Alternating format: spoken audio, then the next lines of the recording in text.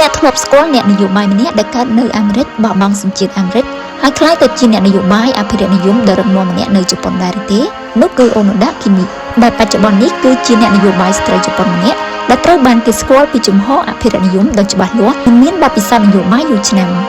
តើនាងមានប្រវត្តិយ៉ាងដូចម្តេចខ្លះប្រវត្តិកុមារភាពអូណូដា គីមីកើតនៅថ្ងៃទី7 ខែធ្នូឆ្នាំ1982នៅទីក្រុងឈីកាហ្គោរដ្ឋអ៊ីលីណូសហរដ្ឋអាមេរិកម្ដាយរបស់នាងជាជនជាតិជប៉ុនឪពុករបស់នាងជាជនជាតិអាមេរិកនៅអាយុត្រឹមតែ1ឆ្នាំនាងបានត្រឡប់ទៅរស់នៅស្រុកកំណើតរបស់ម្ដាយនៅតំបន់អូគូជូទីក្រុងសេនតូជីខេត្តអូកាយ៉ាម៉ាដែលជាតំបន់ជនបទស្ងប់ស្ងាត់ហុំព័ទ្ធទៅដោយធម្មជាតិជីវិតកុមាររបស់នាងមិនងាយស្រួលទេព្រោះឪពុកបានបាត់ខ្លួននៅពេលដែលនាងមានអាយុ2ឆ្នាំហើយបន្សល់ទុកឲ្យនាងធំឡើងដោយគ្មានការគ្រប់គ្រងផ្នែកហិរញ្ញវត្ថុពីឪពុកបទពិសោធន៍នេះបានបង្កើតអត្តចរិតរឹងមាំនិងការយល់ដឹងអំពីភាពអយុត្តិធម៌ក្នុងសង្គមតាំងពីក្មេងអូណូដា គីមី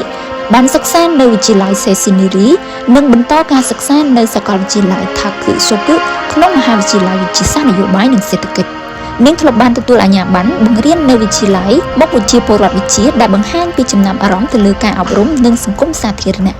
គោលគំនិតនយោបាយតាំងពីវ័យក្មេងកាលនៅថ្នាក់ទី1បឋមសិក្សាអូណូដា គីមីបានអានសៀវភៅម៉ាងកាប្រវត្តិសាស្ត្ររបស់ប្រទេសជប៉ុនគីមីកូនៅក្នុងបណ្ណាល័យសាលានាងបានថតសរសើរចំពោះម្ចាស់ស្ត្រីហ៊ីមីកូដែលអាចបង្កើតសង្គមដោយគ្មានជម្លោះនិងមានសណ្ដាប់ធ្នាប់ចាប់តាំងពីពេលនោះមកនាងបានសម្រេចចិត្តថាថ្ងៃណាមួយនាងចង់ក្លាយជាអ្នកនយោបាយដែលធ្វើការដើម្បីយុត្តិធម៌និងប្រយុទ្ធប្រឆាំងនឹងអំពើអយុត្តិធម៌នាងធ្លាប់បាននិយាយថាខ្ញុំស្អប់អ្វីដែលអយុត្តិធម៌ហើយខ្ញុំចង់ក្លាយទៅជាអ្នកដែលឈប់ប្រយុទ្ធដើម្បីយុត្តិធម៌ក្នុងសង្គម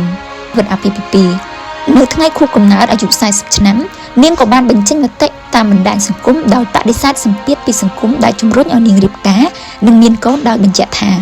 ជីវិតឯកជនគឺជារឿងបន្ទាប់បន្សំក្រៅពីនេះរឿងផ្សេងទៀតមិនបានបង្ហាញនិងបានដឹងជាសាធារណៈឡើយអំពីជីវិតផ្ទាល់ខ្លួនរបស់នាងមាគ៌ាទៅកាន់នយោបាយទោះមានបំណងក្លាយជាអ្នកនយោបាយតាំងពីវ័យក្មេងក៏ដោយអូណូដា គីមីបានដឹងថាខ្លួនមិនមានមូលដ្ឋាននយោបាយបេក្ខភាពគ្រួសារឬថវិកាដូចអ្នកនយោបាយដទៃ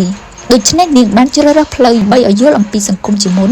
ដោយធ្វើការងារផ្សេងជាច្រើនដូចជា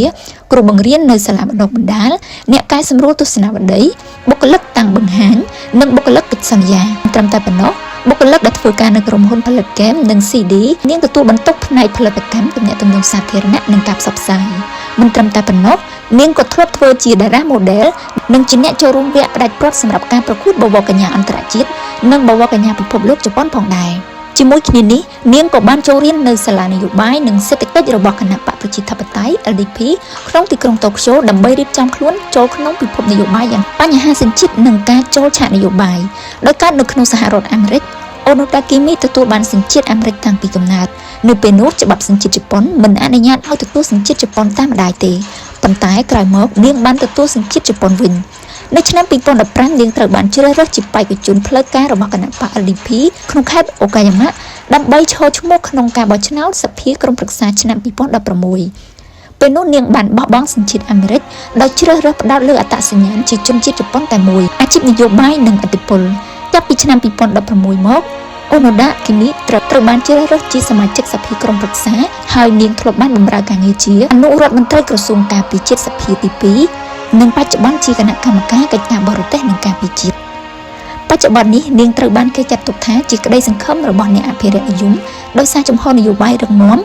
បទពិសោធន៍យូរឆ្នាំនិងការបង្ហាញមតិយ៉ាងច្បាស់លាស់ទោះបីជានៅវ័យដើម40ឆ្នាំក៏ដោយពីរួមមកអូណូដា គីមីគឺជាអ្នកនយោបាយស្ត្រីជប៉ុនម្នាក់ដែលមានប្រវត្តិជីវិតពិសេសចាប់តាំងពីកុមារភាពលំបាកទៅដល់ការបង្កើតខ្លួនឯងក្នុងពិភពនយោបាយដោយខ្លួនឯងនាងតំណាងឲ្យអ្នកជំនាន់ថ្មីនៃនយោបាយអភិរក្សនិយមដែលផ្អែកលើបទពិសោធន៍ជាក់ស្ដែងការយល់សង្គមនិងជំនឿលើយុត្តិធម៌ជាមូលដ្ឋាន